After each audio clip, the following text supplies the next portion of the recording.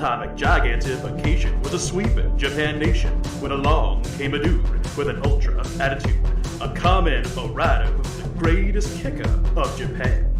And of all, man, life's too short now, baby, to not talk big now, baby. Welcome, ladies and gentlemen, back to a brand new bonus episode of Kaiju Conversation. I'm your host, Elijah, and joining me, as always, my lovely co-host and editor, a very excited Rex. So, this is a very impromptu episode. You're the one that actually pitched this. Yes. Unlike last time, I think. Yeah, last time I was like, let's do this. And now this time you're like, you know what? If you can, let's record an episode. Yeah, I seem to really enjoy killing myself in the editing department. Well, I think it's worth it. So we're not going to beat around the bush. We are here because we have a new poster, cast and crew details, and a new trailer looking at Godzilla Minus One. So we're here to bring you a breakdown of the news that we received and what that leads to. So before we do that, so a few days ago we found out via the Toho YouTube channel that they were going to have the premiere of a new Godzilla trailer. Mm-hmm. Ironically, right before we started a recording. This is true. We were given the gift of finding out Minus One was going to have a new trailer right as we started recording. Yeah. And so we were anxiously waiting. And actually, so after our recording, we were talking, and I was like, what if we were on a call together? Like, what if we got together and just waited and watched the film, the trailer together? Mm-hmm. And we liked that idea. And then I was like, wait a minute, why don't we host like a little party? Like have some friends hop on and we would do that. And we did that. You and I and a handful of other people got in a call, and we all sat together and waited for the trailer to go live, which was honestly a lot of fun. Yeah, it was a great time. Met some interesting people, some of your friends. Yeah. And so what was really funny is like 45 hits, that 45 minutes. And then we were all waiting. It was like premiere will begin shortly, and we were waiting. We muted our mics just to live in the moment, you could say. But what happened is then we had a countdown. Again, a 5-minute countdown. And at this point, my anxiety is through the roof. I'm sweating. Like my palms are like cold and wet. You're really caffeinated there. I couldn't stay still. I was so like giddy. It was just, I think I may have almost died with the power with anxiety. Of Godzilla, eh? Yeah. And then we waited, and so what was really funny was the last minute of this countdown. It was changing colors, but the last minute was red and like purple and warm colors. And it just made me even more anxious. And then the clock hit 0. And we got our trailer. And then we all got to watch it by ourselves all in the call. I actually recorded my reactions. Of course you did.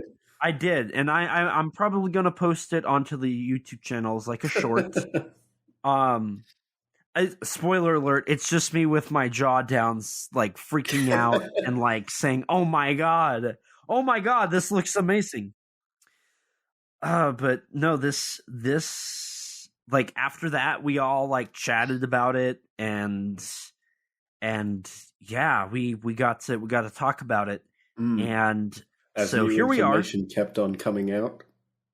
And honestly, up until like we hit the record button, we were still getting information. So Right. we're gonna hopefully break down the bulk of what news has come out. Hmm. So Which I mean, is quite a bit, all things considered. yeah. This is like the second big news dump besides the first reveal that we got a while back. I mean, you could argue this one's maybe even a bit bulkier. Maybe this one definitely opens up the avenues for a lot more content. So, I mean, without further ado, do you want to kind of dive into the bulk of this? Oh, hell yeah. Okay. So, we're going to start with the trailer. We're going to break down the trailer. Just like last time, if you guys want to follow along, you can. We're going to just start it and pause it and talk about it. If not, then we'll try to explain everything as like detailed as possible. We're using the trailer for the English channel or the Japanese? I'm using the English trailer because there's some news with the like 0000 mark already with that one. So I mean, if you're ready, let's just dive right into this. Of course. Okay, so before we even start the trailer, when the trailer's at the 000000 mark, we get an MPA official like approval message, which is like that shocked me. And for anybody who's kind of like, why are you even talking about this? This is like just it adds to the whole fact. Some people still think Minus One's going to be a Fathom Events showing, and some people think that it's going to be a limited release. No. Oh, well, based on what you found earlier, that is very much a no. That's very much no. And we'll talk about that at the end because that's going to be the hype train where we're going to end off. But just right off the bat, like Toho's not messing around. Not only are we getting translated English subtitled versions of these trailers within 10 minutes of their release, but now we're seeing that they've went through the proper authorities to get it approved. This is going to be shown in theaters. This trailer right here is what will be shown in theaters going forward. I kind of want to go see if I can find it in a theater at this point. Maybe go to AMC and like watch I don't know, like some sort of genre movie and see what I can find. So I just wanted to talk about that real quick. And then if you're ready, I'm going to hit play. So 3, 2, 1, play. So as the MPA thing cuts away after 5 seconds, we do get the Toho logo. Yes. One at about 11 seconds right before we get our first character reveal. So we do get some more shots of people running, right? This is more of like an extended sequence of what we've seen before. So there's nothing new here really, but we get some dialogue. And the dialogue subtitled is, "What is it? I don't know. Something big." Which this, I'm going to call back to this because the subtitles, the dialogue in this is very specifically picked, which creates more questions that leads to the bigger story that we don't entirely know yet. So there's not a whole lot yet, but we're gonna call back to that. Right. So following 11 seconds, we're gonna hit play in 3, 2, 1, and then we're gonna pause it again here at the black screen. So there's 3 shots we get. The first shot is of our main character in what appears to be destruction, like in deep sadness. Our main character is played by Ryunosuke Kamiki. And the character's name is Koichi Shikishima. Who survived World War II, but lost his parents, so he's all alone. That's what we found out in the press release for his character. I'm going to just, as we go, I'm going to talk about each actor. Mhm. So this actor was in the following Japanese genre films: True Horror Stories, The Great Yokai War, 20th Century Boys 3, Redemption, As the Gods Will, JoJo's Bizarre Adventure, Diamond is Unbreakable, Chapter 1, Scary True Stories Summer Special, Scary True Stories 2018, Doraemon the Movie 2, The Great Yokai War 2, Guardians, Ghost Book, and Big Man Japan. So he's been in some kaiju stuff, Mhm. um, He was which is also in always good Kamen to Rider see. Agito. Correct. And then wasn't he also in the Kamen Rider Agito movies or any? No, he basically plays a kid version of like the main antagonist of Agito. Gotcha. So this is really cool. I immediately recognized him when he showed up. So I was like, oh, I know him. I was like, where do I know him from? So I it mean, was great. from what I was researching, he's considered basically a child prodigy of an actor, or was at least, since he Right, started as a exactly. child actor. Exactly. No, you're absolutely right there.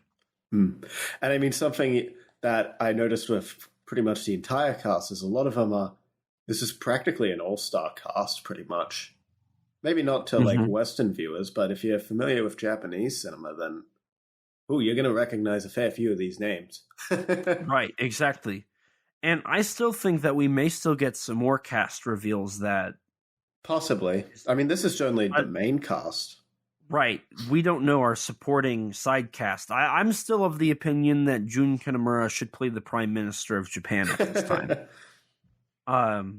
They do have kind of an uncanny resemblance. So, I'd love to see that. I'd love to see Kitamura go from a shipmate to a cabinet member to the Prime Minister. But moving past this our first shot of our main character, we get the train conductors reacting to the rail car being thrown, which you can see the rail car in the mirror window. And it's just so, I love it. I love how it feels off. And something that I think is really cool is Godzilla's like throwing stuff like it's a rag doll. Oh yeah, especially like later on in the trailer. Yeah. And that's like, this Godzilla doesn't care. Like he's brutal. And everyone in this scene and like a lot of the other moments in this trailer are absolutely terrified and selling it really well. Yes. And that's something that Yamazaki brought up at the press conference that we were talking about before cast, which was the cast did such a good job selling the reality of Godzilla that Yamazaki felt like Godzilla was truly there. Not like legitimately, but like it metaphorically, like it just, his presence was felt. Which I love that. I absolutely love that. So we do get the same shot. This trailer does reuse a lot of the shots from the teaser. We got the shot of the rail car hitting the ground. And then we move to a black screen, right? Yeah. Now, during this, we start hearing Godzilla footsteps again, which thankfully are not stock sounds. They're new. They're not the 54 stomps. They're brand new, right? So I'm going to go ahead and hit play. I'm at 14 seconds right now. So anybody who's following along, I'm at 14 seconds. We're going to hit play in 3, 2, 1. And then we get the title card with VFX written and directed by Takashi Yamazaki. And then I'm going to hit pause again right now at 26 seconds. So in the last about 8 seconds, we had a shot. And by the way, there is no nighttime shot in this movie yet. I'm sure we're gonna have a nighttime scene. Like I fully expect the only that. like night scenes that we've maybe seen are like from like the teaser trailer, the teaser for this trailer that came out like 2 days ago with like one shot of like some buoys in the water. Mm-hmm. So Godzilla's rising out of like some sort of rubble or dust or debris or whatever it is. You see the front of his head, and that's about it. Yeah, the tip of his snout and his eyebrow, really. Mm-hmm. And then after that, it's a black screen again, and then we cut to and Rex, I'm gonna let you take the lead here because this has been something you've been begging and hoping for. No, not this one yet. Not this one yet, but I will take the lead here because I'm pretty excited by this. So we get a shot of Minami Hamabe looking out a window, and reflected through that window is Godzilla approaching her. She says, "Is that Godzilla?" And so, for those who don't know, Minami Hamabe is a Japanese actress who played Ruriko in Shin Kamen Rider. mm-hmm. And she was also in The Great War of Archimedes. Yes. And also the Super Salaryman television miniseries that I've brought up in our Yamazaki episodes that other co-stars also were in. Now, I'm pretty sure she's in a rail car, so I think she might... Mm-hmm. So I'm wondering if a lot of what we see seems like it's all from the same action sequence. Mm-hmm. Right. Like, I don't think we're seeing a lot of the film. No. I think when Godzilla first makes landfall in Tokyo, we're going to get the rail car sequence. Which would make sense because it's very much like how in 54, one of the first things Godzilla did once he made landfall was, attack the trains and whatnot. Mm-hmm. So I wouldn't be surprised if that's what we see as like the first actions of Godzilla in this movie once he hits Tokyo. Mm-hmm. Yeah. So but going back to Hamabe for a minute, she is playing a character whose name is Noriko Oishi, a, quote, strong woman living alone in a burnt-out post-war Japan. She meets Shikishima after he returns from the war. Which I wonder, because both of them, I mean, they go out of their way to specifically say she's alone, and they talk about how Shikishima has no family. Mm-hmm. He's alone. I wonder if there's going to be a romantic plot or a bonding between the two. I'm going to say almost definitely. I mean, that's been a trend in Yamazaki's previous films, with almost all of them having a romance plot. Right. But sometimes the romance plot becomes this almost second like subplot, and specifically I'm thinking of like the Great War of Archimedes, where the romance plot is there and it's important, but it doesn't really, they don't dive into it. Right. And ironically, that's Yamazaki's film, which previously starred Hamabe. Exactly. No, yeah, absolutely. So now one thing I am a little curious about, and this is why I brought up the dialogue from earlier. In the first shots, we get, what is it? I don't know. Something big. And now she's like, is that Godzilla? Right. She knows that it's Godzilla. But how does she know? And so it's either one of two things. It's either this is a scene from much later in the film, mm-hmm. or there's something bigger at work here than we know. Which there is some evidence to support that assumption, which we'll talk about as it's shown off in the trailer. But I do think it's really interesting that we go from not knowing to knowing with our dialogue, right? Right. So I I'm really curious on what they have to do there. Mhm. But if you're ready, Rex, I think we can continue moving on in this trailer. Yeah, only thing I have left to say on this scene is that I think this is probably my favorite shot in the trailer. Honestly, I don't blame you. Like Godzilla walking, like the window, seeing him in the window walking towards her is a really nice shot. Yeah, let's continue. Okay, I'm gonna hit play in 3, 2, 1.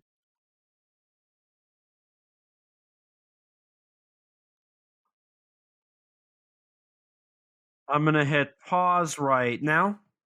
So we're at about 35, 36 seconds. Right. So there's a lot to cover in this.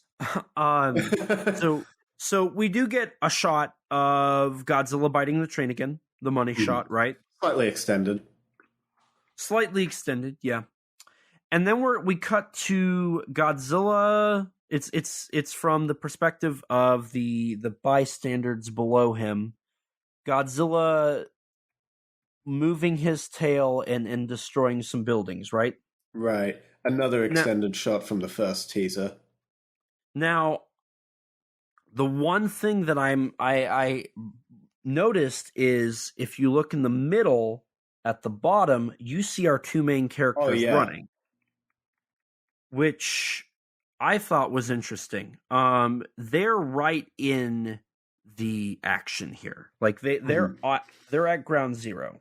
Yeah, that's something I was going to talk about a bit later. Is that I'm both surprised and really excited to see that our cast for this movie is going to be in the action.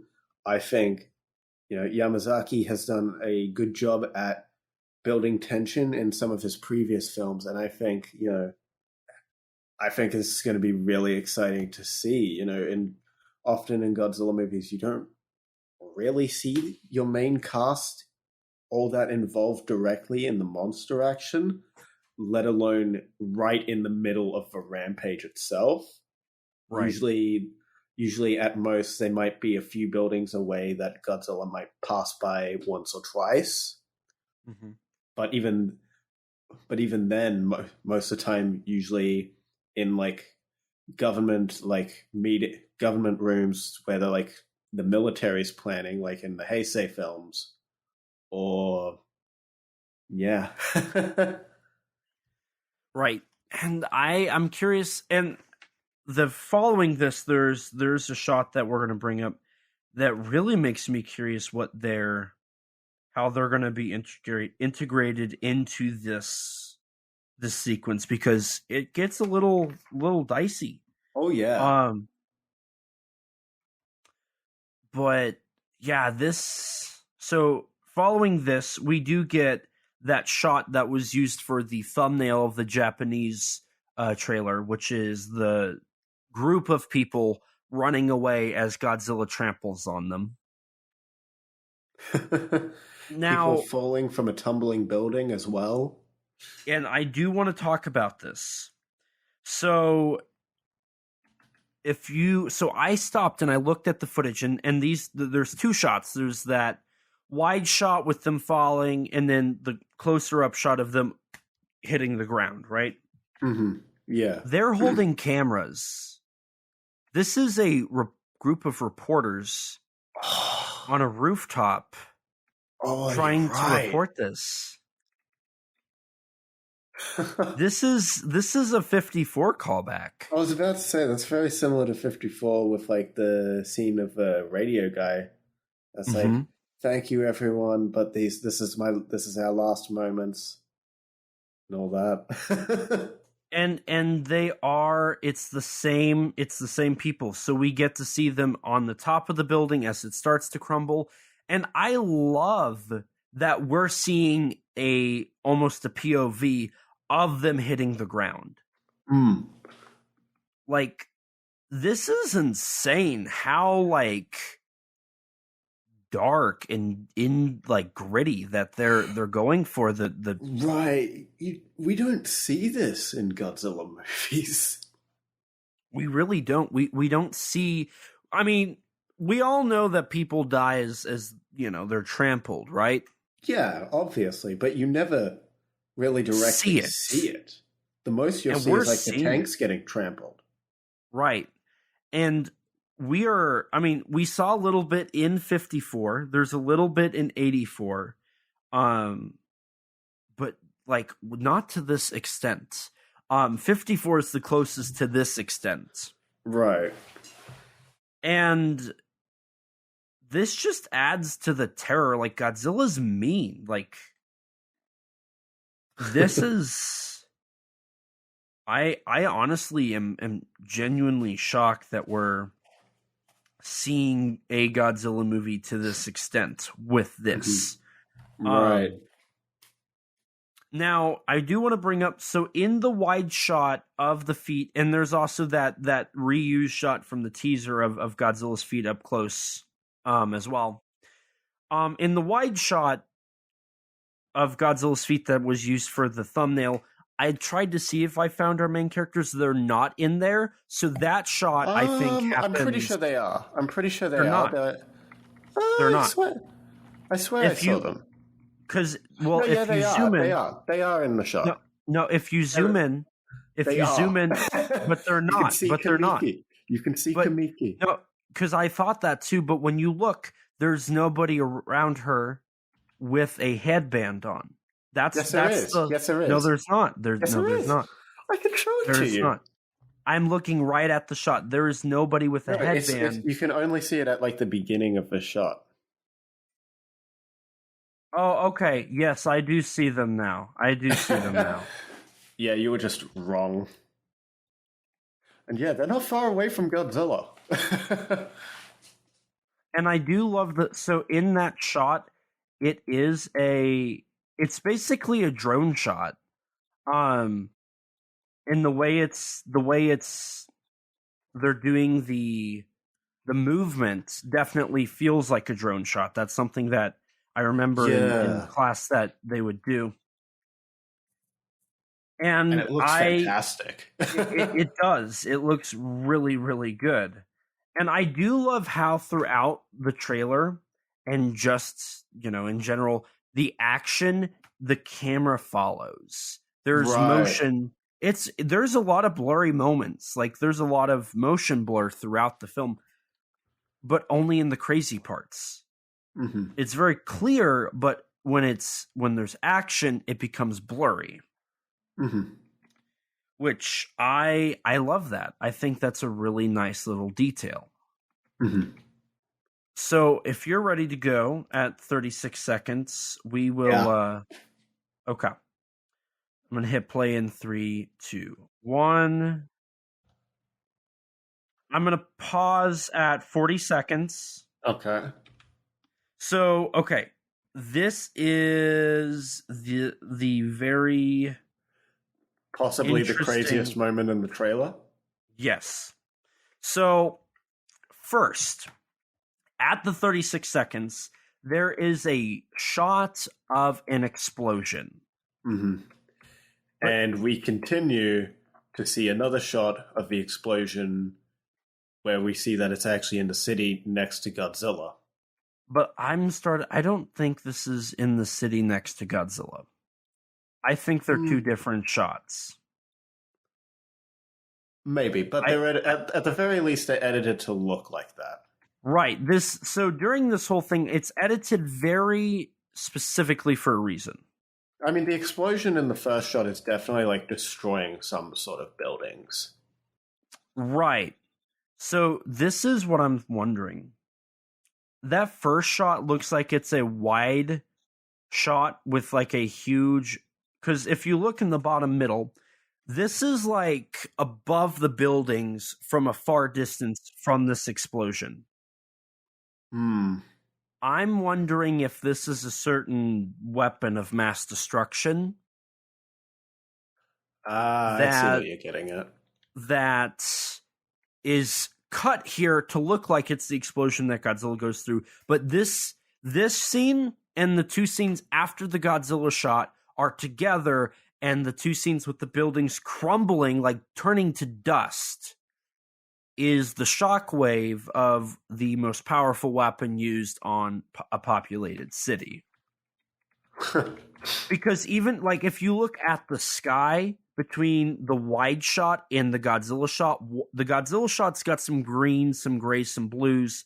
The other shot is yellow and brown and more of a natural color. So I'm wondering if we're seeing two different scenes that are edited very specifically to appear as if they're together.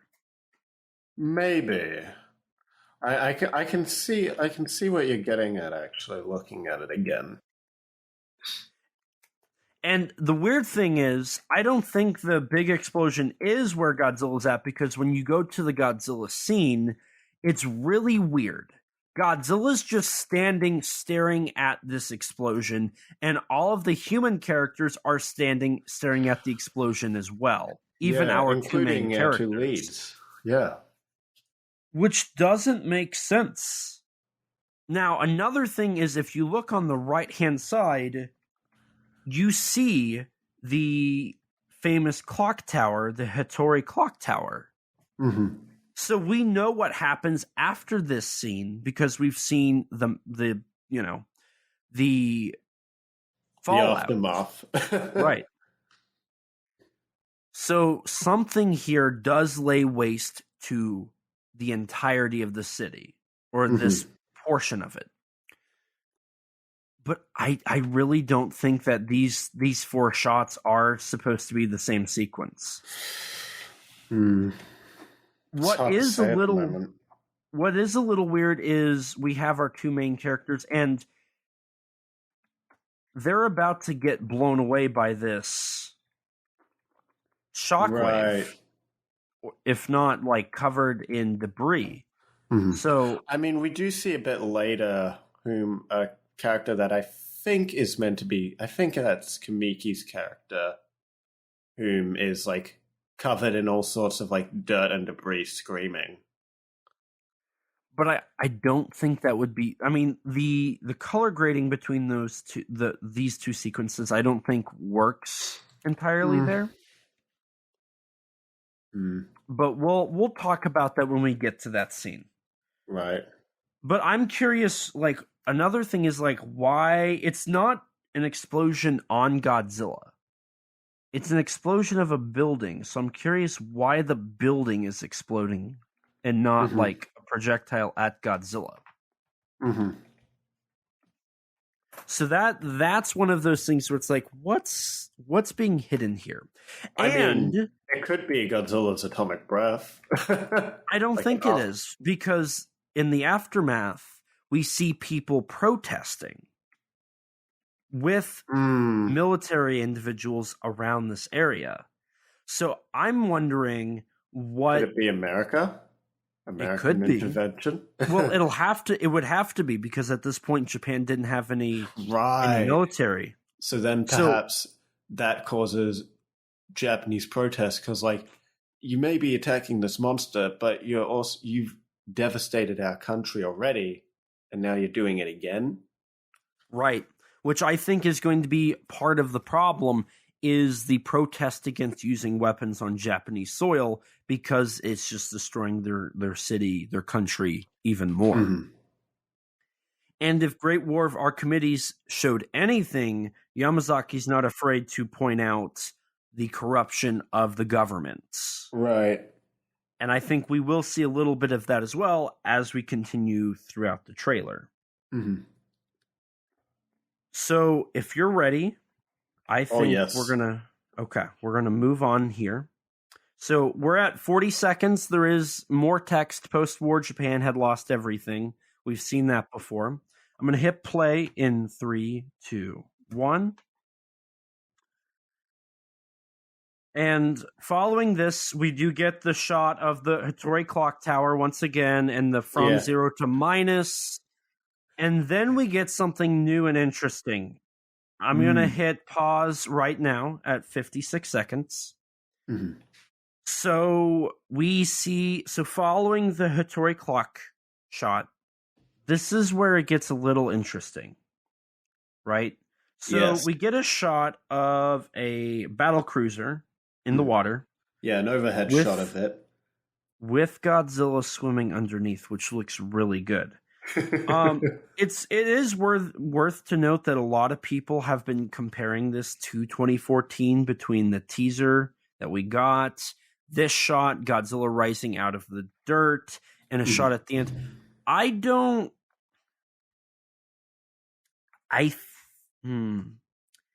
It's weird because I don't know if I would say that this is 2014 inspired. I don't think it's 2014 inspired, but it is kind of. I can see where people are like finding Drawing the similarities to like 2014 and especially 2014's marketing, given how that seemingly was going to be a lot darker of a film. Right. So far more destructive and imposing Godzilla.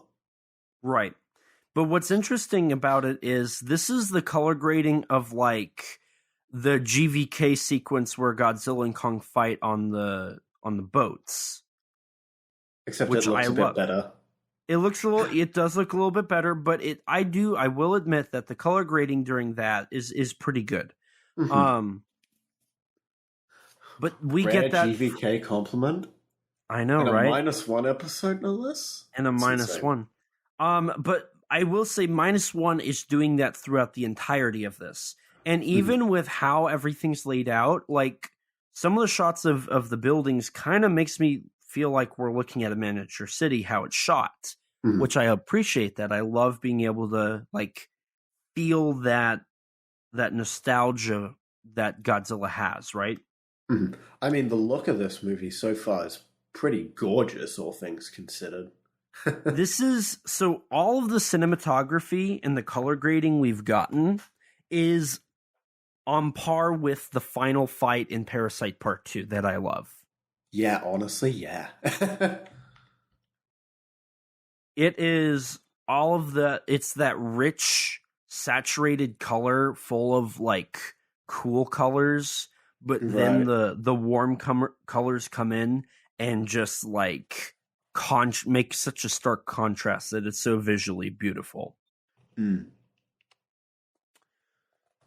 So following this, we get another reaction shot from one of our characters, right? Yeah. And I think that's Kamiki? I think? Yeah, no, that's Kamiki. So one thing that's very interesting is this looks like it's on an island. And then following this, we get what he might be reacting to, which is 7 dead bodies. Yeah. On what looks like kind of a battlefield, right? Right. But this is where it gets really interesting. The subtitles, the dialogue here is, "Why were we called out here?" Which automatically I think of Alien, right? Why were we sent out here? Why are we here? Oh, we're here as the expendable crew to bring back this alien life form. I mean, obviously they're not going that route here, but it's definitely like, okay, so there's going to be a government like knowledge of what's going on, and they're kind of leaving people in the dark. Which is something the trailer hints at later on. Right. So I'm curious, and I'm really curious where this is at. I was wondering if it was like a Pacific island following a war. Yeah, when I saw this, I was thinking maybe this is at the beginning of the movie. I mean, he doesn't have his headband here from when he's seemingly injured. So maybe this is like a prologue scene or something in the movie at like the very end of the war, and he's just like seeing the bodies of his friends or something. Perhaps. Right. And maybe the dialogue that's played over is from something completely different. Right. Or even just maybe a later scene. Or maybe even maybe he's coming to the realization, like, why are we even fighting? Like, why just send people off to die? Right. which would be an interesting like angle to take it at, because then you would have somebody who was in the war that didn't want to be in the war and was just doing what he was told to do. Mm-hmm. Which to me, I automatically think of like Honda, who didn't want to go and be in the war, but had to be in the war, right? Mm-hmm. So I don't know. This is an interesting piece of dialogue that could mean a lot of things. And I think all of them are very interesting angles that they could be approaching, right? Right. So after this, we continue on with something that I'm trying to wrap my head around, which is this dolly shot of a boat that has this line that's out into the ocean. Mm-hmm. And clearly it's being pulled, right? Right. So I'm wondering, so maybe the why were we called out here, maybe this is the Japanese Coast Guard. Mm-hmm. And because the dialogue continues in this shot. And they're trying to pull something in, and they get pulled around, and that's where Godzilla comes in, maybe? Maybe? I'm just purely guessing there, but I'm really curious on why this boat is being pulled. Mm-hmm. I mean, either way, I want to bring up that, like, the trailer, not the trailer, what do you think the sequence of events here for everything or at least most of what we've seen is? See, I've been thinking about that. I was like, man, I'm gonna have to like figure this out. So I think there's gonna be a big explosion at the beginning, and it's gonna follow with like the end of World War II, maybe the shots of the dead bodies and whatnot.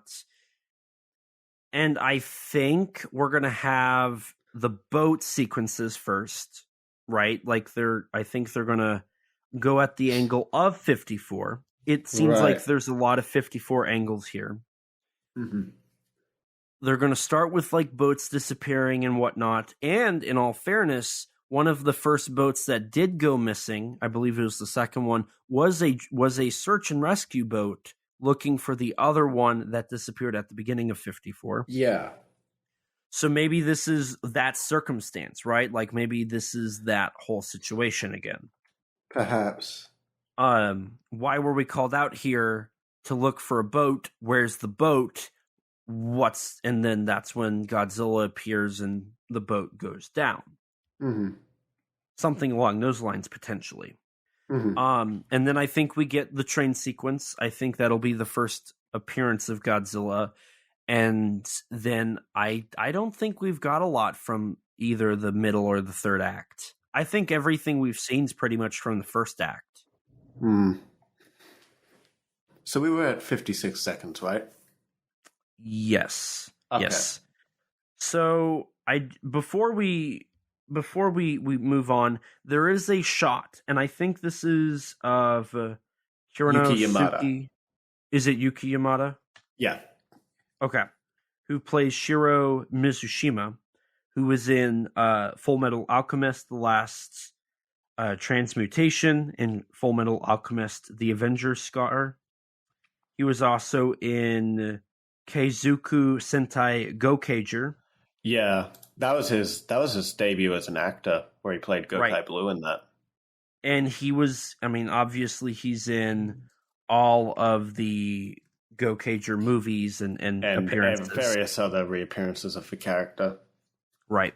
So that's really cool to have we have a Kamen Rider alumni actress, we have a Sentai alumni actor, and then we have like a Yokai Monsters actor. Mm-hmm. So no Godzilla film alumni yet, but we still haven't seen our whole supporting cast. Right. We do have an Ultraman-ish alumni.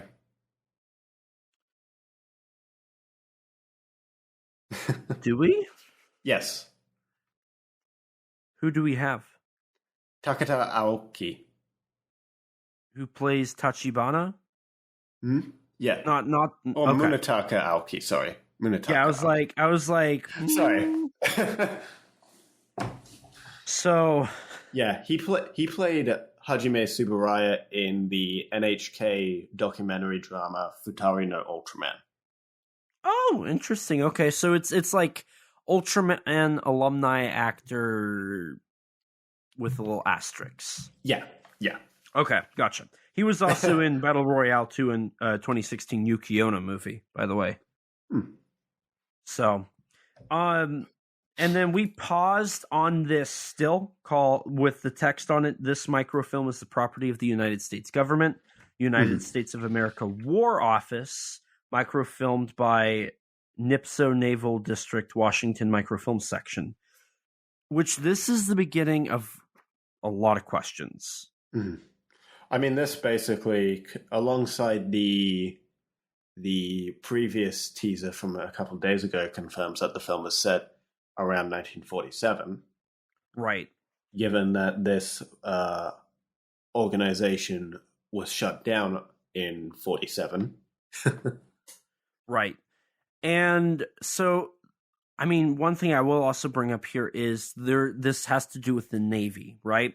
So that, I think, is important for the fact that Godzilla is an aquatic monster for at least half of his life, right? So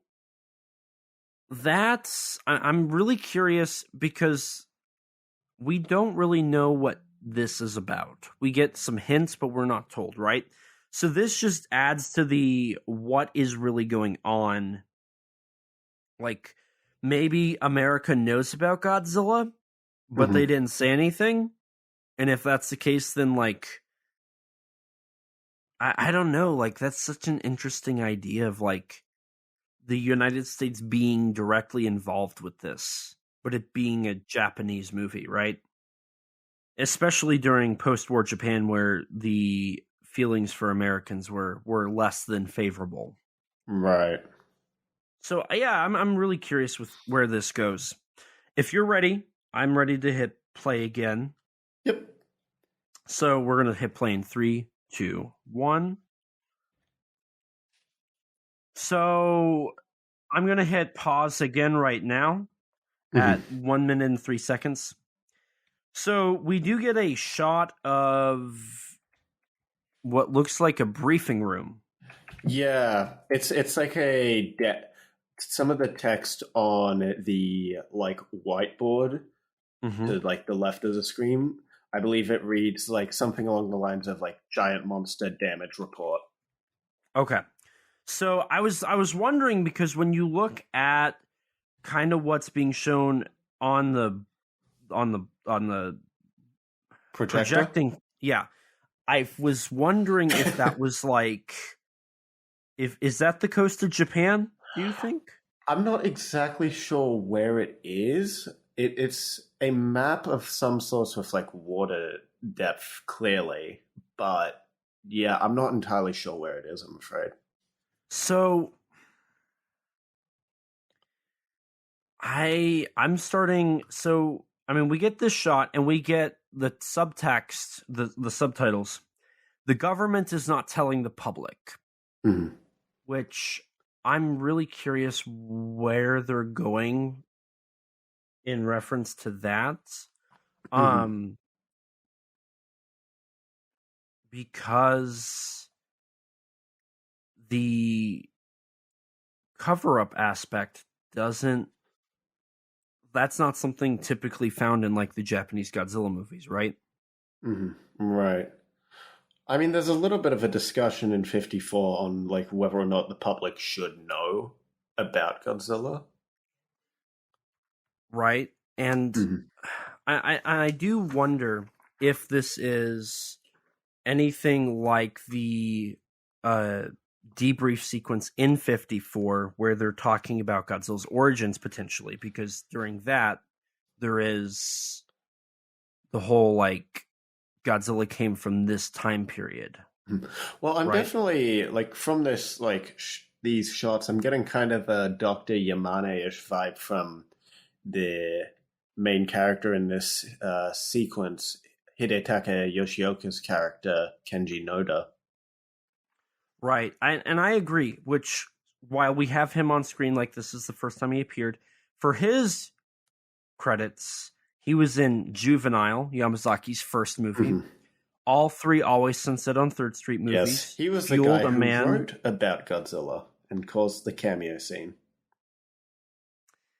Which I love that. I love that connection. He was in Fueled, A Man They Call Pirates. He was in the Fukushima 50 movie with Ken Watanabe. And I didn't know this, but he was also in Rhapsody in August and Matadeo, the Kurosawa films. Yeah. So somehow we have a Showa-based Godzilla movie, and we still have Kurosawa actors appearing. I love that. Like that's such a nice little novelty, right? Mm-hmm. That I in the Showa films you had those Kurosawa actors, especially in the Prime Showa era Godzilla films that would appear regularly. So I do love that. Mm-hmm.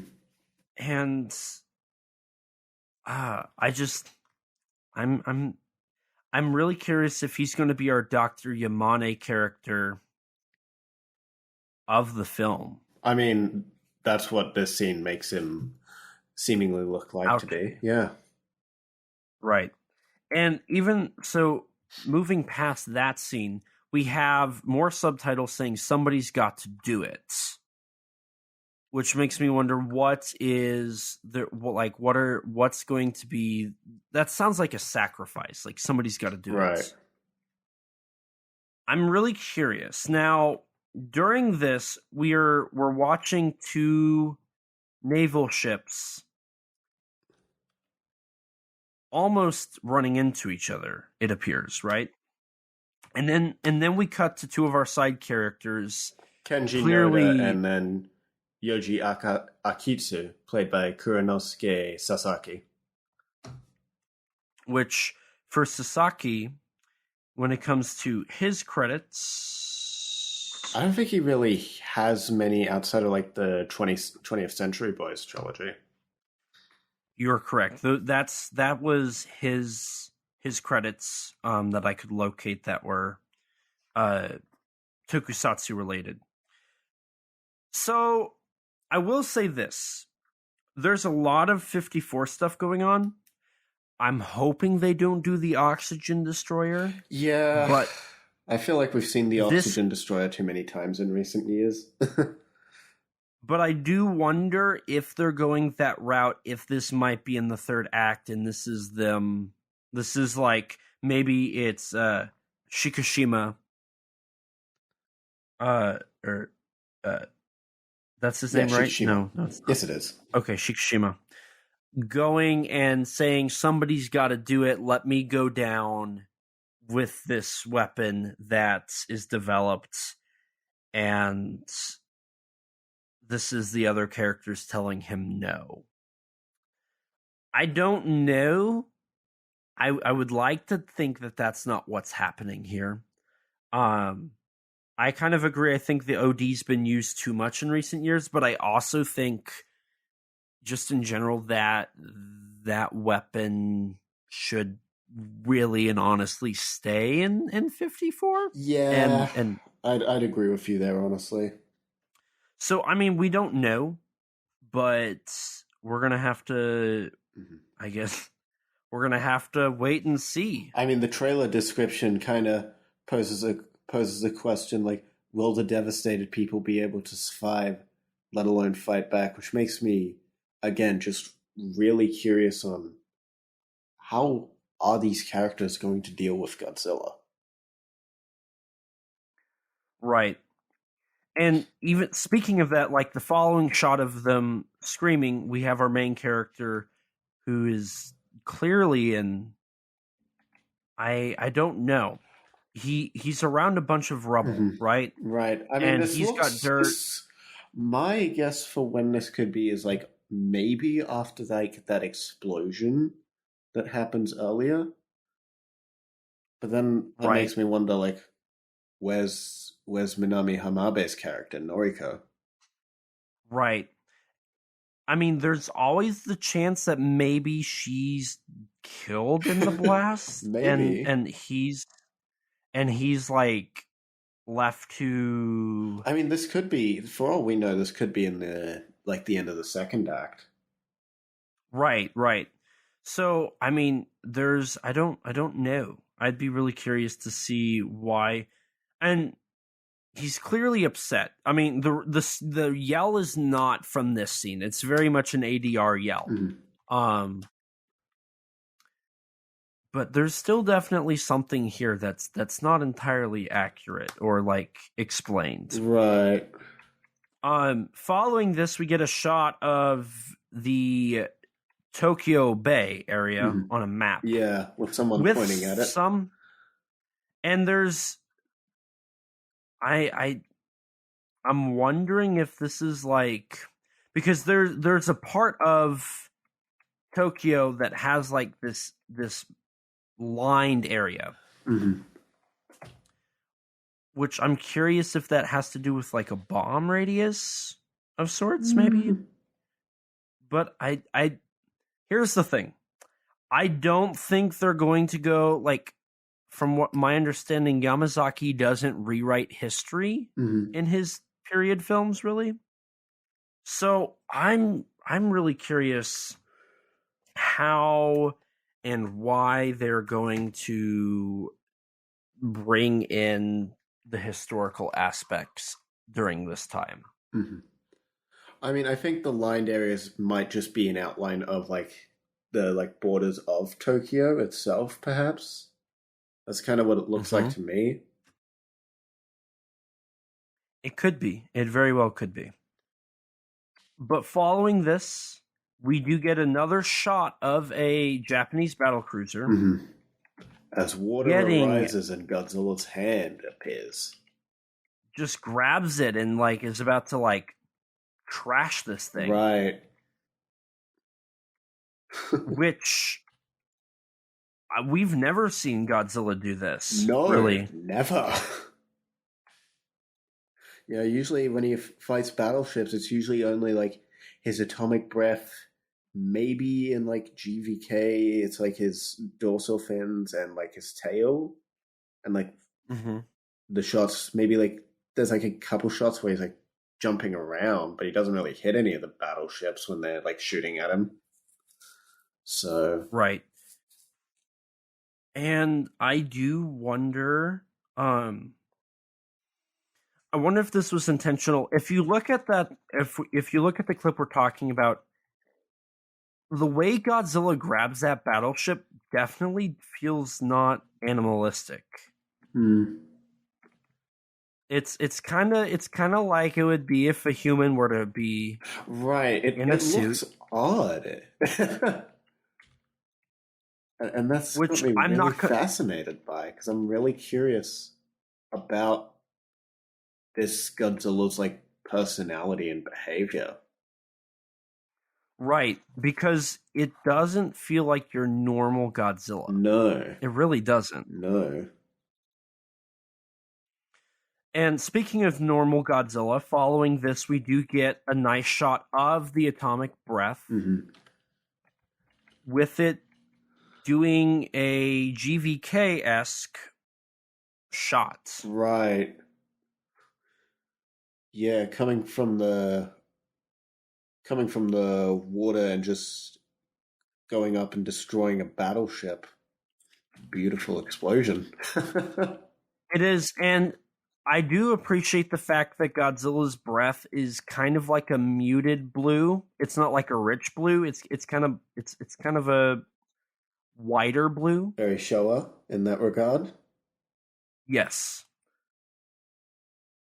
I'm actually surprised happy that they showed off the atomic breath in this trailer, to be honest. I was expecting them to save that.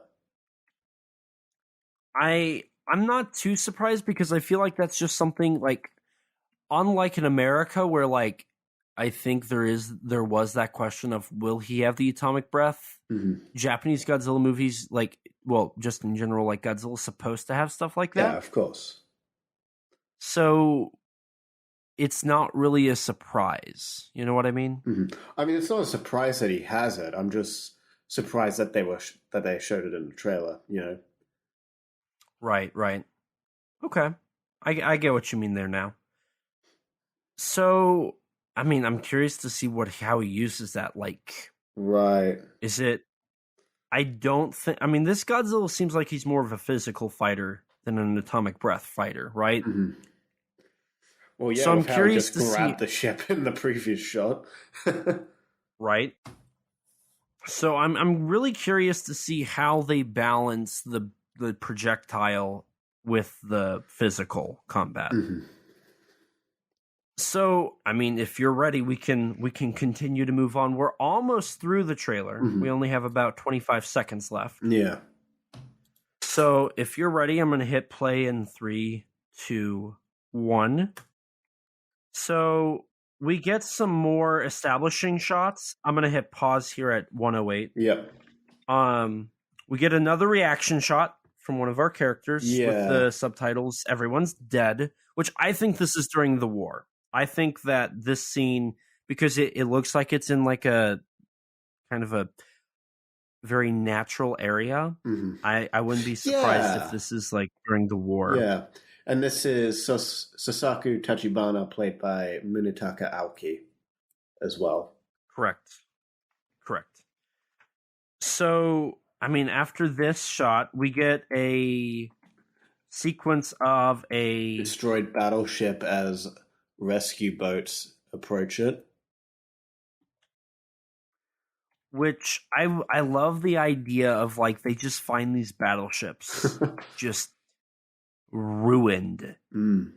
And there's no survivors. Like, that to me sounds like a really cool idea. Mm. Wonder if Godzilla will show up in this sequence and take the boats.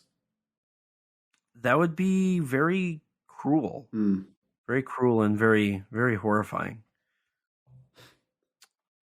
So, following this, we do get another interesting scene. Oh, yes.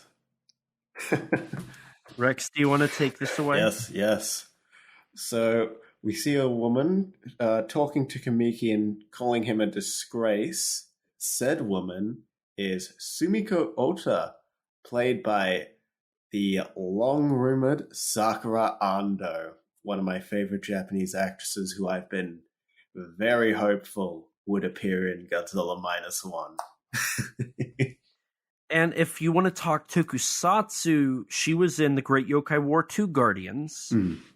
She was also in the Yamazaki film Destiny, The Tale of Kamakura. Right. And the J-horror miniseries True Horror Stories. Right. But she's most well known for her appearances in Love Exposure and Hirokazu Koreeda's Shoplifters from 2018. Right.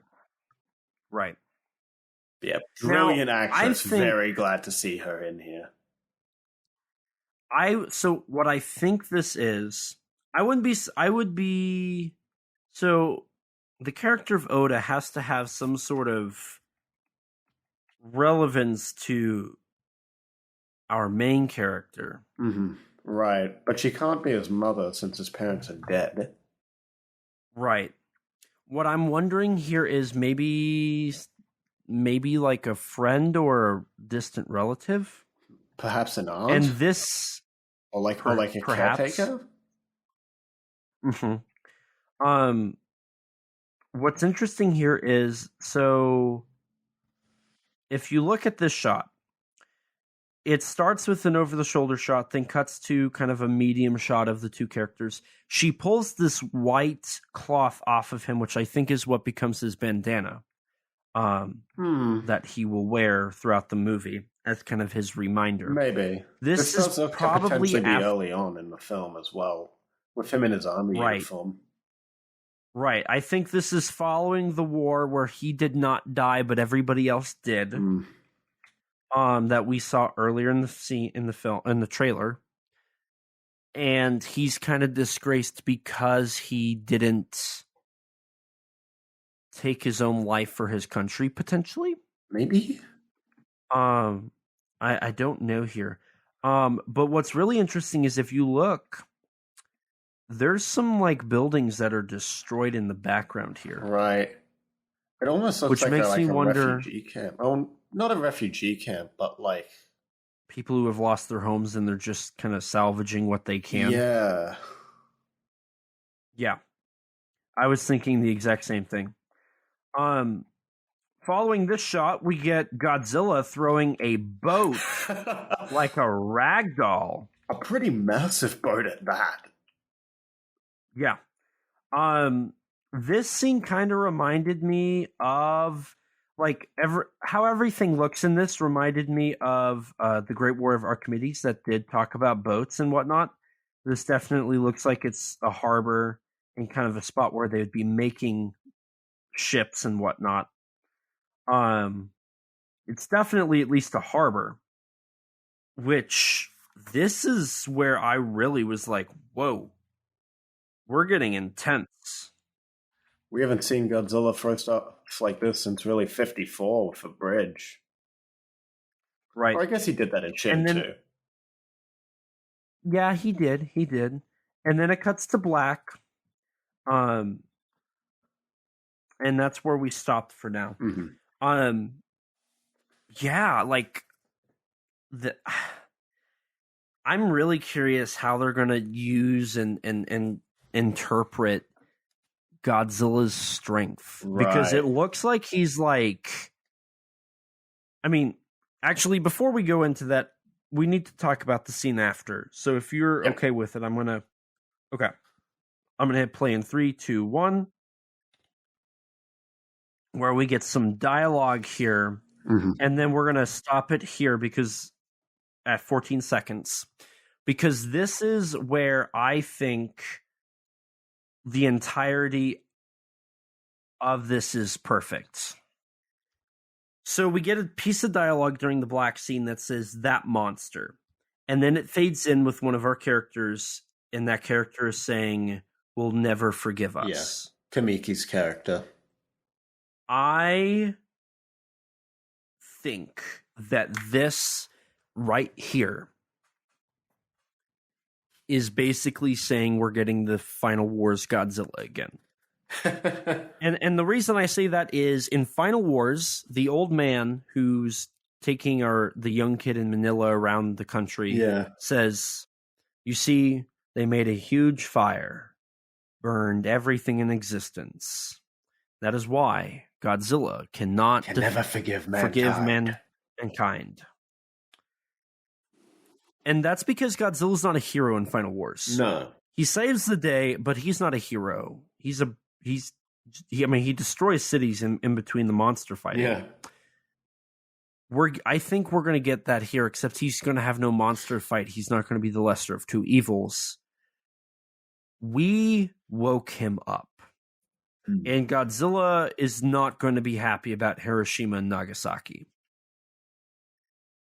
And that, I think, is going to be one of the deepest and darkest things. I was saying in our little conversation following this right here gives me straight up Godzilla has a grudge. And the thing about J-horror, which Godzilla is based in J-horror. Godzilla, it has its J-horror roots. Mm-hmm. At one point, he was even designed to look like an Oni. In Japanese horror, the tropes aren't like if you do something, you're saved. It's if you are cursed or there's a grudge against you, it won't stop till you're dead. Right. Godzilla will not stop until every last human has paid for what they did to him. Mm-hmm. And I love that. This is not necessarily the tragic creature. I mean, I think there will be a tragic twist, but he's not going to be the tragic creature. He's going to be the vengeful creature. Mm-hmm.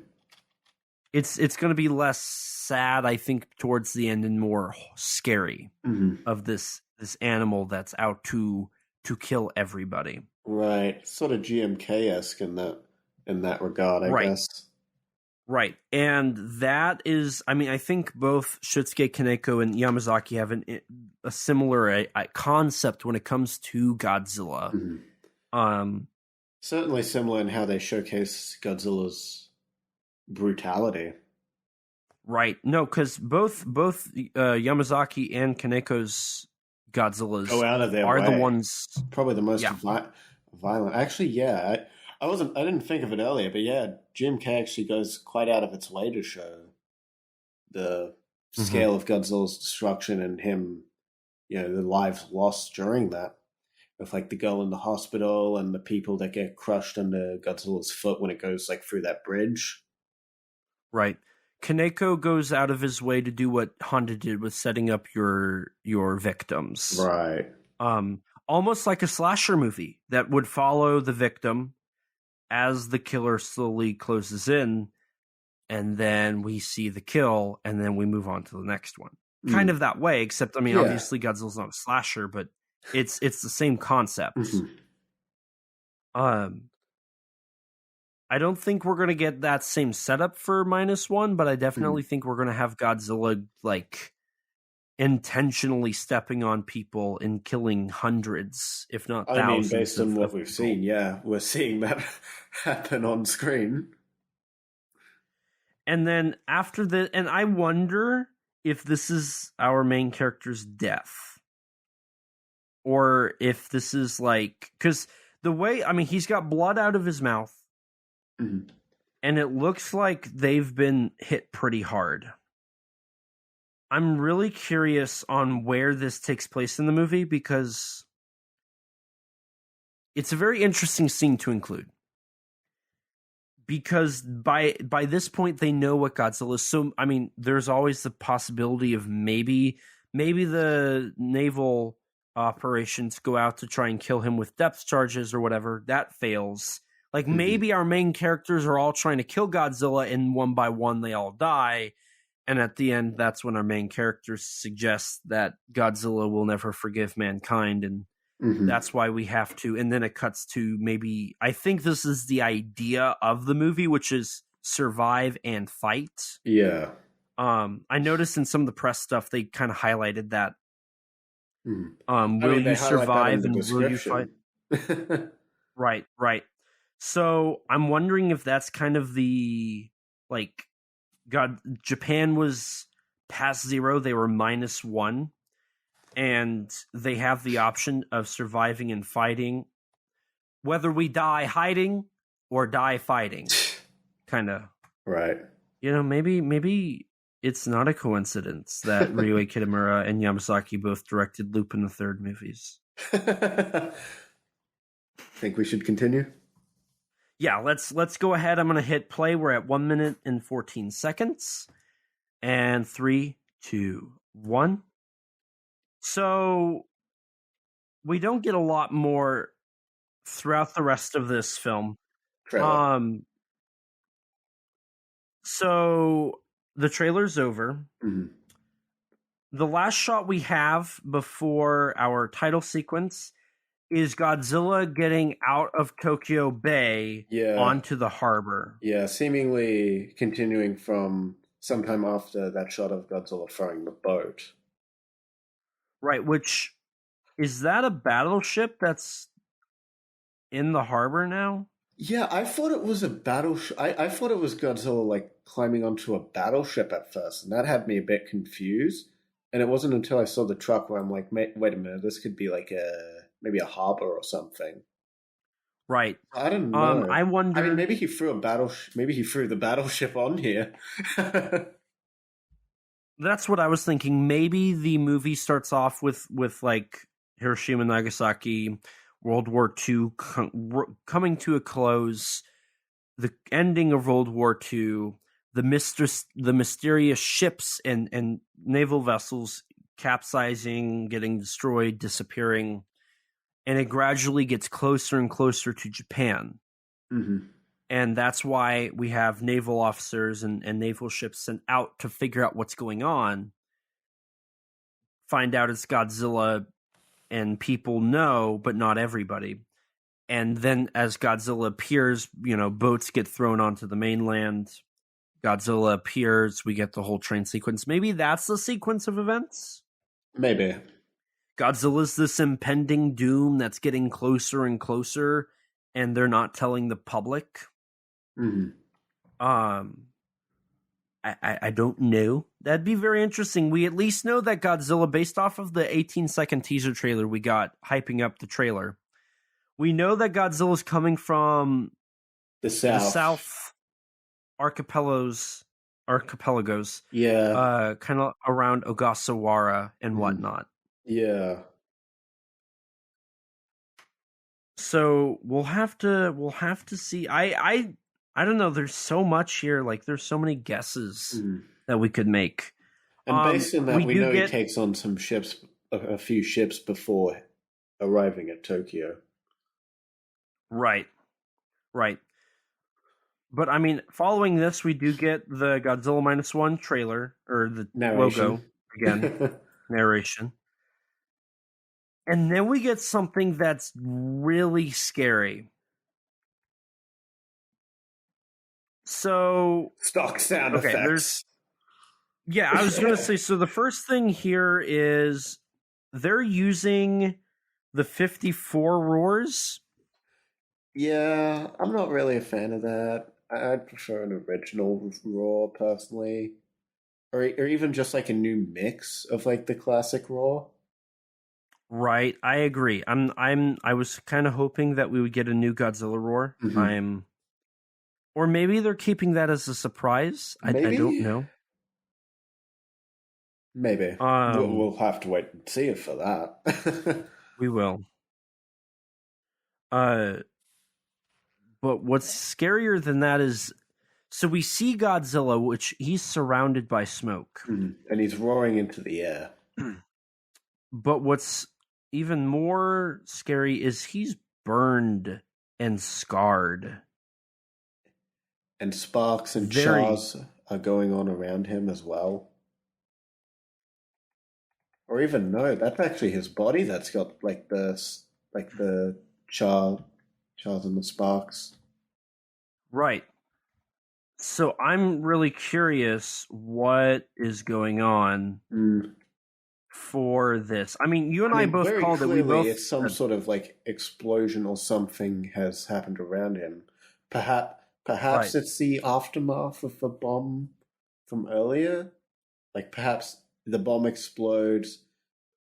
We see like the whole screen's covered in like black smoke, and then like the smoke slowly dissipates, and then we see Godzilla, and then he roars into the air, scarred.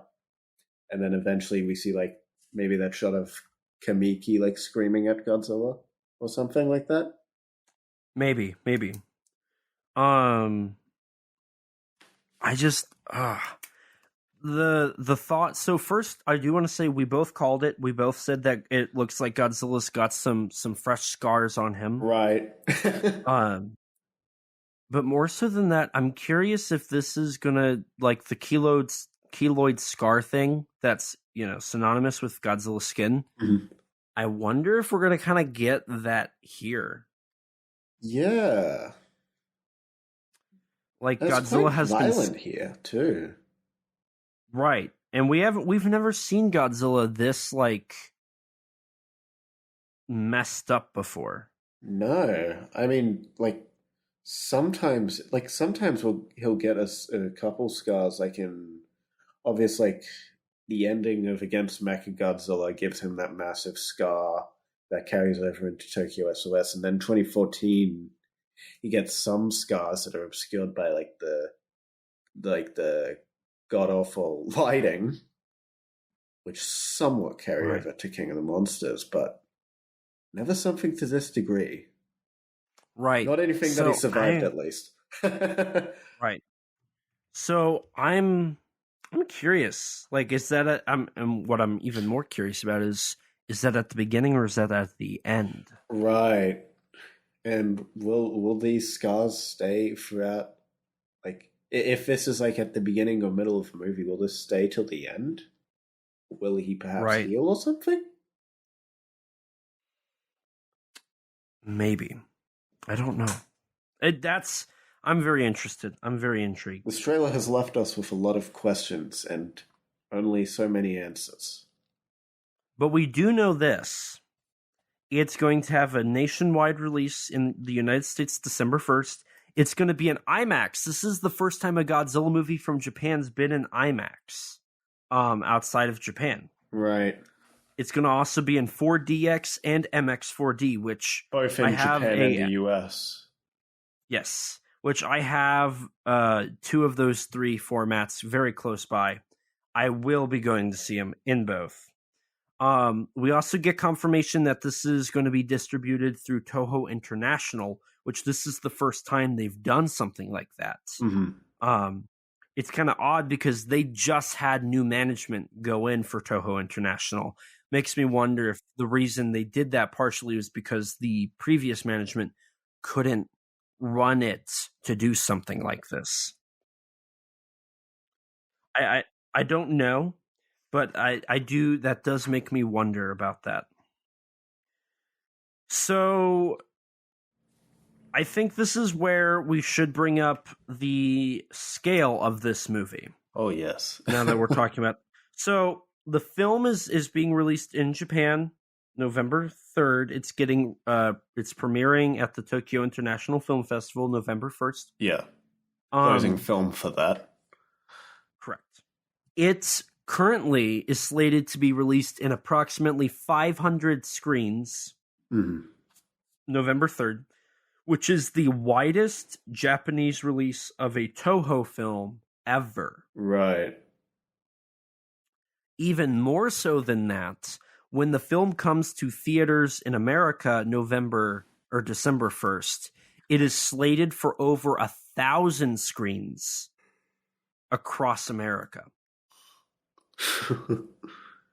That is, I'm pretty sure that's actually almost like a typical Hollywood release. Right. And all around is the largest release for a Japanese Godzilla film. Exactly. And that's the craziest thing ever. So I did a quick fact check. Mm-hmm. The sweet spot for a wide release film seems to be about 3,000 screens. 2,000 and 2,500 screens are popular as well. So it is a little shorter than your typical blockbuster from Hollywood. Right, but this isn't a Hollywood film. Right.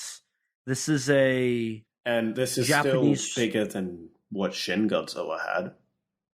Right, which was about 36 screens, if I remember correctly. Mm-hmm. And wasn't that only meant to be 1 week, but then got extended, from what I recall? Yes. Yeah. Yes. It did so well they extended it, yes. Right. So it just continues to become a bigger film. Mm-hmm. Which I am not going to be upset about by any sense of the word. Oh, I have no opposition to this. This film is just looking absolutely incredible at the moment. And,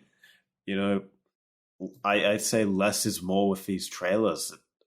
All in all, we've seen a fair bit of Godzilla in this trailer, but there haven't been, a lot of, big money shots of, we haven't really seen, a full body shot of Godzilla, for example, in this trailer, which excites me because, we get to save that experience for the film itself. Right. No, I agree. I agree wholeheartedly. Because the closest thing to a full body shot we've gotten is the shot of Minami Hamabe's character, Noriko, where she's looking out the window and you see Godzilla's reflection. But even then, that's blurred. Right. And I hope it continues doing that. We also did get a new English logo and some poster redesigns. Right. But it didn't show off a lot. It was still the same stuff, which I'm perfectly fine with. It just now includes the cast and our composer for the film. Yes, so we were correct as we continued to say Naoki Sato would do the score. He was absolutely going to do the score. Mm-hmm. For anybody who hasn't watched our Yamazaki episodes, Sato did Stand By Me, Doraemon 1 and 2 for Takashi Yamazaki, the Always Sunset on 3rd Street trilogy, which included him doing his own rendition of the Akira Ifukube theme. An incredible of Godzilla rendition as well. Very, very much kind of what McCreary did later on. But a little less of the like mythical aspect and more of just the no choir in the orchestral background. Yeah. He also did Ballad, the Shin-Chan adaptation Yamazaki did, Space Battleship Yamato, The Eternal Zero, Parasite Part 1 and 2, Fueled, The Man They Call Pirate, Destiny, The Tale of Kamakura, and The Great War of Archimedes. So it was almost a given that he was going to be doing the score for this film, but it was not confirmed until now. So, right. And then the new Japanese poster as well gave us pretty much almost the entire crew of the movie. Right, and it gave us confirmation that Minami Ichikawa is going to be producing the film, which he is the 3rd generation of producers for the Godzilla franchise. Mm-hmm. That's something really cool. Is like you've had almost 24 directors, I think, but and you've had a list of writers that goes on for days. But when it comes to producers, you have 3. You have Tomoyuki Tanaka, Shugo Toyama, and now Minami Ichikawa. Mm-hmm. And I love that. I love the fact that they didn't get a new producer for this one. Like it's the same one from Shin Godzilla. He also worked on as producer for both Attack on Titan movies and Shin Ultraman. Right. And worked on various other films like The Sinking of Japan and Always Sunset on 3rd Street 2, As the Gods Will, Gamera 3 Revenge of Iris. He worked as an advertising producer, and he even worked on Godzilla vs. Biollante, like you mentioned. As a publicist. So... And I mean, we've got quite a fair bit of like returning crew from Yamazaki's previous films, especially from like Space Battleship Yamato and the Always trilogy, from what I was taking a brief look at. Like you've got the cinematographer of the 1st and 3rd Always Sunset film. You've got some like VFX artists, I believe, and numerous other credits from many of his films. Which is not surprising. Yamazaki not surprising seems at all. to like his Yamazaki seems to like his crew. Yeah. And I remember I at least I remember talking about during Yamazaki month, I remember saying that we're gonna have scale, which we clearly have scale. Oh yeah. We're gonna have good VFX, which we clearly do. Mm-hmm. We're gonna have a beautiful score. The cinematographer also worked on Archimedes, if I remember right. I love that. Was it the same one from Parasite 2? Let me check. Yeah. Okay.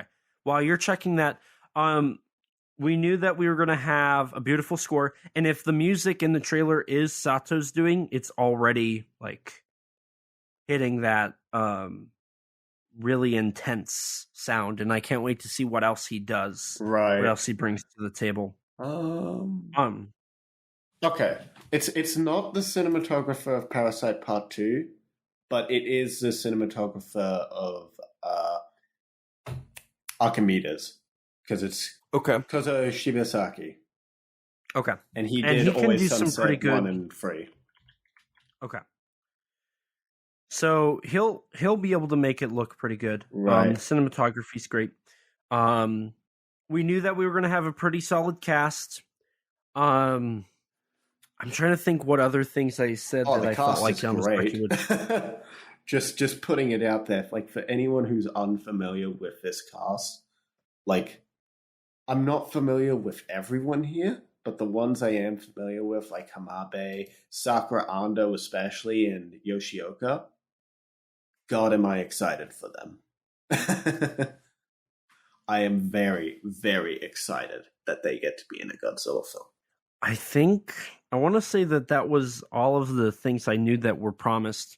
The only thing that I said that we were promised that I don't know yet is the time jumping being a problem and the writing being very solid. But we won't know that until the actual movie comes out. So no, this is all very, very promising, and this is quite honestly a very true Yamazaki movie. Oh yeah, this feels Yamazaki. And that's honestly, like, that was my biggest thing, was I was hoping that they would make sure that this felt undoubtedly Yamazaki, which it definitely does. And I feel like he's providing us something that is both familiar but fresh with Godzilla. Right, because there's enough new ideas here that it doesn't feel like, oh, we're just rehashing 54. Right. We're just doing 2014. We're actually making new stuff. And I think part of that too is, I found out that it took him 3 years to develop the story. When this episode goes live, it'll either be right before or right after our Great War of Archimedes episode goes live. So you're either getting spoiled or you're finding out after the fact. That's the movie that got him this gig. During the production of Archimedes, Ichikawa approached him, much like how they did for Kitamura, I might add, and said, how would you like to do the next Godzilla movie? And from, I want to say that was 2019. So up until 2021, he was developing the script. So like Yamazaki had to put in a lot of time and effort to like figure out what he wanted to do here. Right. I have no doubt that this is going to be a very tight script. I have no doubt that this is going to be a very solid story. This is the culmination of, I think it was one of the Toho executives said that this was Yamazaki's work, like the pinnacle, like peak Yamazaki film. Right. So this answers some questions and creates way more. Creates so many more. I am very excited, and I can't wait. I can't wait. I'm kind of at a loss for words at this point, just in awe. Right. And, I don't feel often, I think part of why you and I specifically are kind of I almost feel like there's not a lot we can say. Even though, we have been talking for an hour and a half on this. We have spent over 24 hours roughly just diving into Takashi Yamazaki and his stuff. For anybody listening, if you are just watching this because it's Godzilla Minus One, I want everybody to please go watch his other movies. Yes. Get acquainted with his stuff before you go see Minus One. Go watch at least a couple of his movies, even if it's only like Archimedes or Returner, whatever. Go watch his movies. I would say for anybody who's listening, if you are listening and you're in the United States, the movies you can watch are Returner, Space Battleship Yamato, Parasite Part 1, Parasite Part 2, The Great War of Archimedes, Lupin the Third the First, Stand By Me Doraemon, Stand By Me Doraemon 2, and Dragon Quest Your Story. You can get Returner on DVD, Battleship Yamato, Parasite 1 and 2, and Great War of Archimedes are all available on Blu-ray. Hell, Stand By Me. You might even be able to buy that digitally, I think. I think so. I think that's a digital. I think you can get all of the movies on like Amazon Prime, right? or Even here, Crunchyroll. you can buy Returner on digital. You can watch Stand By Me Doraemon and Stand By Me Doraemon 2, along with, I believe, Dragon Quest Your Story on Netflix. Mm-hmm. And then Lupin the Third, the first, you can watch on Hulu. So yeah, like you can watch most of his filmography. I personally would recommend Returner, Parasite Part 1 and 2, and The Great War of Archimedes. Mm-hmm. When it comes to if you are very limited with what you want to watch, watch those those 4 movies. Right. You see, the ones I don't I'd think you will be upset. is like obviously Archimedes and like the Parasite duology, and then if you can watch the Always trilogy, the Always Sunset on Third Street trilogy. You'll be treated in the second film with a certain cameo from a certain big lizard.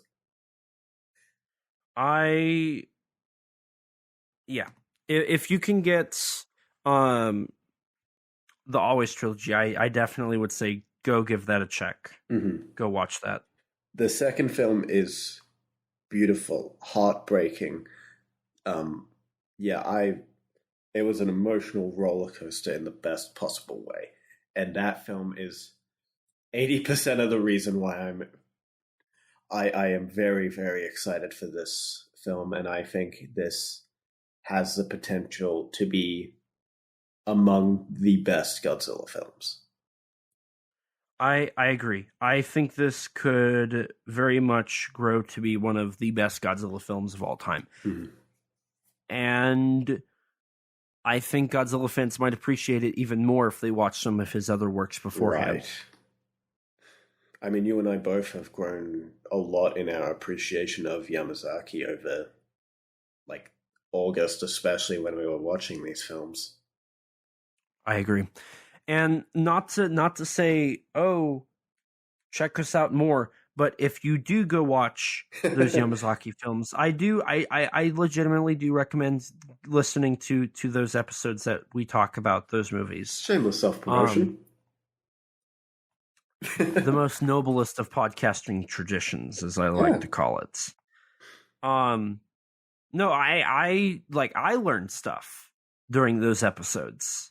And I think it's Godzilla fans could learn a few good things from diving into that stuff. So I join us on the hype train. We are officially on the hype train. We've been on it for Takashi a while, Yamazaki. but yeah, join us. It's better late than never. And it's a ride. It's a fun ride, and I'm thrilled to be here. But with that being said, it's been a very long night of hype and waiting.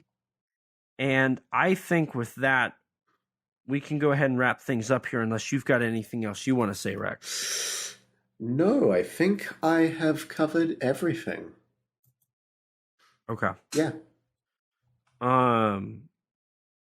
So with that, Rex, why don't you let the listeners at home know where they can find you at if they want to follow your work? Gladly. Well, dear listeners, you can find me on YouTube at RexXeno, on Twitter at Rex_Xenomorph, and on Instagram, Rex_Xeno. And if you want to check out some of my writing, go take a look at the Tokusatsu Network. And as for me, hi, my name's Elijah. I've been talking for the last hour and a half.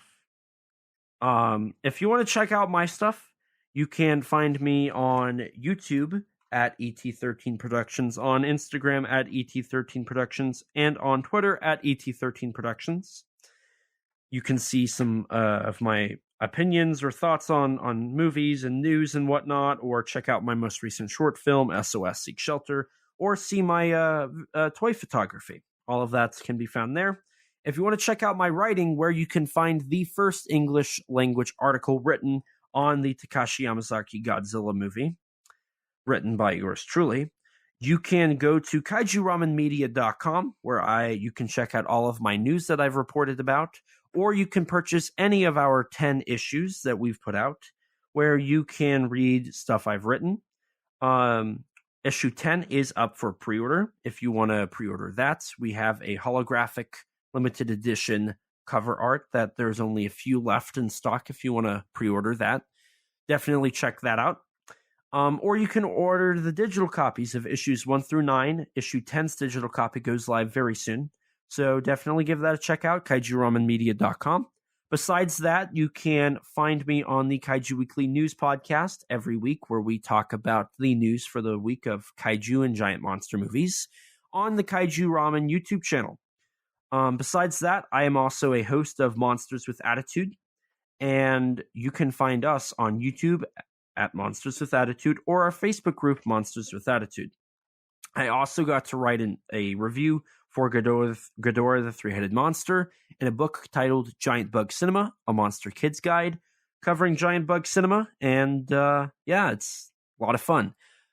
I think that's all I do. That's, I do a lot, sometimes too much. I don't know. But as for the podcast, if you want to support us, don't forget to rate us on iTunes. That boosts our ratings and helps us get recommended to more people just like you. If you don't have an Apple device, which I don't blame you, I don't. Actually, that's a lie. I'm using a MacBook, and I definitely admitted to that earlier in the recording. But you can rate us on Spotify now. If you want to stay up to date with all things Kaiju Conversation related, follow us on Twitter at KAIJU_CONVERS. If you don't have Twitter, you can follow us on Instagram or like us on Facebook at the same Twitter handle. If you're like me before podcasting and you don't have any social media, lucky you, you can email us at kaijuconversation@gmail.com, all lowercase, all one word, you know the drill. And as always, we'll read your reviews on air for everyone to hear. We also have a Teespring store. Eventually, we'll have original artwork on there, but until then, you can sport our awesome logo on a t-shirt or maybe even a coffee mug. If you'd like to chat with us, check out our Discord server full of others that have similar interests to you. It's a great community full of great people. There's a huge discourse going on right now about Minus One, so if you want to join in the conversation, as there should be, if you want to join in on the conversation, definitely check it out. Don't forget to subscribe to our YouTube channel and hit the bell so you can be notified anytime we upload a video. I might be posting a YouTube short with my reaction to Godzilla Minus One. We sometimes post exclusives to the channel, like bloopers for episodes or minisodes talking about news or other subjects. We also have an interview with Mechagodzilla designer Jared Kerchevsky on the channel. I definitely butchered his name, and I'm so sorry. A huge thanks to Rex for editing all of these episodes and all the other content we upload. Definitely check him out. All of his stuff can be found in the description below. Along with Rex, we'd like to give a huge thanks and shout out to Danny DeManna of the Godzilla Novelization Project for his amazing vocals on our theme song. You can support him by following him on Twitter at Danzilla93_GNP or visit his website, GodzillaNovelizationProject.com. And a huge thanks to Gretton Conwell from the podcast Giant Monster BS for composing the music for our theme song. You can support him by following the podcast on Twitter at Giant Monster BS or on any podcast platform under the name Giant Monster BS. And with that, we're going to wrap things up here for this episode. Thank you guys so much for listening. Thank you for joining us on the Yamazaki hype train, and we will see you very soon. But I must say, please remember, as always, life's too short to not talk big. Bye, guys. Bye. We are set, we are in debt, there's nothing to sweat. Life's too short now, baby. Kaiju. Not too big now, baby. Conversation. His name's Elijah, baby. And also Rex now, baby. We love those kaiju, baby. And you will too now.